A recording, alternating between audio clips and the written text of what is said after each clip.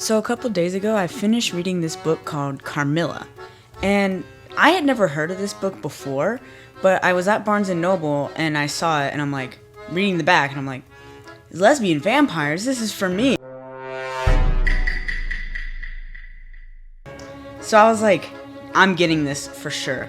So, it turns out, this book predates Dracula, it was written before Dracula, which I did not know, and it takes place in Austria, where a woman named Laura is living. She's like 19, 20. And she lives with her father and nurses, so by herself in kind of like a place no one really knows. It's like in the middle of nowhere. And her father is expecting to see his friend, who is going to bring his daughter, which is around the same age as Laura. So naturally, she's very interested in her because she's like, oh, I can get a new friend because I'm so lonely just by myself here. But then they get a letter saying that she unfortunately died. A few days after that, a carriage comes by the castle, and it crashes, and a woman comes out with her daughter, right? And daughter's around the same age as Laura. She says, my daughter Carmilla is sick, and I must be gone for a few months. Please take care of her, right? So the father agrees, brings her into the house, right? And immediately, Carmilla is obsessed with Laura. She's like, I love you. I'm infatuated with you. You're so beautiful, blah, blah, blah, blah, blah, right? And Carmilla is obviously very scared of this because she's like, who the hell are you? And how do you love me, right? But she's also very, very infatuated with Carmilla. She describes her as being beautiful and says that she is naturally scared, but also completely infatuated with Carmilla. There's scenes where they're kissing and nothing too sexual, but there is a lot of that implied in the book. And eventually, Laura starts having these nightmares ever since Carmilla had come about getting bitten in the neck, on the chest, and waking up with little bite marks, and then seeing someone at the foot of her bed in the middle of the night. When Laura was a child, she had a nightmare of this woman in her bed, and that is the same woman as Carmilla. So obviously, she's freaked the hell out about this. Later, her father's friend ends up coming to the house and explaining how his daughter died. And it was kind of the similar thing as what happened to Laura earlier in the story at the beginning, where they find a woman, they tell her to take care of the girl. His daughter and Carmilla become friends, but it was a different name back then. And so that's when they realized they were dealing with a vampire. So after a bunch of events unfolding, they end up going to her gravestone, stabbing her in the heart with a stake, and chopping her head off to end the vampirism, right? And it is revealed that the reason vampires become vampires is from those who will kill themselves, and they will be damned into being vampires for eternity.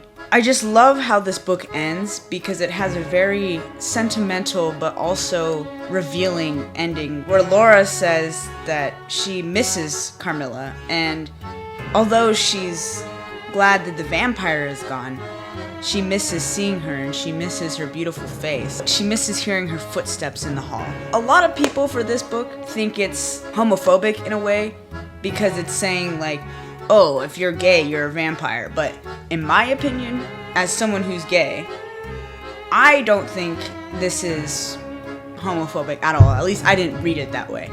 I kind of saw it as kind of a metaphor for infatuation and how that can lead to destructive relationships. Typically, with lesbians, people always say the first one is the craziest. In 1800s, 1700s, obviously, no one is like, yay, gay people, woo, yay!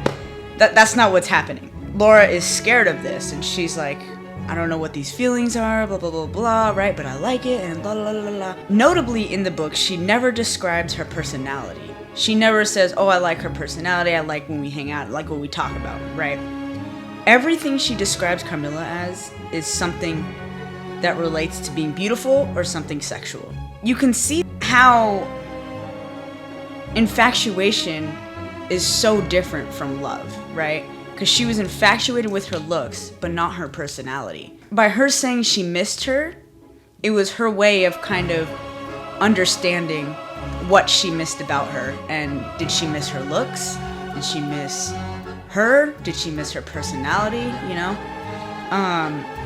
And I think this was a very beautifully told story because it shows just the humanity, even with the metaphor of vampires, you know? Although it's like forbidden love at the time, it was still love, you know? It could be a man or a woman and a woman, a man and a man, right? No matter what, it's still love. I just think the metaphor for infatuation is incredible, especially for the time this was written. And honestly, I never finished Dracula, so I only read part of it, so I don't have the comparison. But I will say that this book is definitely one of my favorites of all time just by reading this. When I bought this, I literally finished it the next day. That's how it was a real page turner. And not because I'm gay. Maybe it is because I'm gay. But yeah, this is an amazing book. And I understand why people would think it's homophobic. I just personally read it differently. I saw it in a different light. But yeah, this is a fantastic book about infatuation, the dangers of infatuation, and the potential dangers of love, and what it means to lose the love of your life. And this is just so good. It's the best book I've read since Phantom of the Opera. So yeah, if you want to read it, read it. I know I spoiled it, but there is a spoiler warning, so don't get mad at me. And yeah, Carmilla!